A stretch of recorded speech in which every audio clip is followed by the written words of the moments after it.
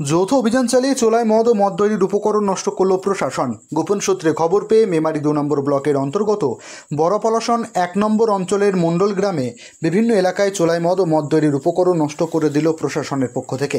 আজ শনিবার সকালের দিকে মেমারি থানার সাতগেছিয়া পুলিশ ফাঁড়ি ও মেমারির আবগারির পক্ষ থেকে যৌথভাবে অভিযান চালিয়ে প্রায় চোলাই মদ 256 লিটার এবং মদ তৈরির কাঁচা উপকরণ প্রায় 9340 লিটার নষ্ট করে দিল।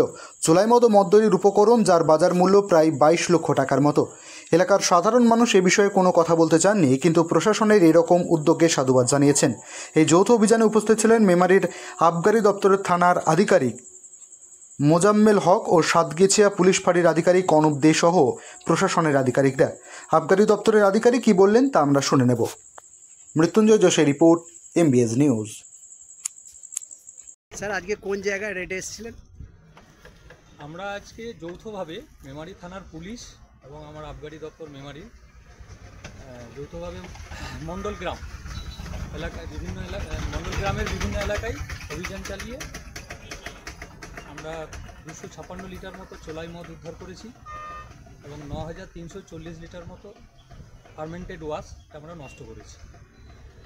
আজকে এই অভিযানের মধ্যে কারা কারা উপস্থিত ছিলেন? এই অভিযানের মধ্যে সাতগাছি ফাঁড়ির বড়বাবু, আমি মেমারি আবগারি সার্কেলের বড়বাবু, সাইকেল স্টাফ। এই অভিযান কি আপনাদের আগামী দিনেও চলবে? নিশ্চয়ই চলবে, চলছে আর চলবে। কত টাকার মতন পরিমাণ হবে যা নষ্ট করেছেন আনুমানিক? 22 থেকে 23 লক্ষ টাকার মতো মূল্য।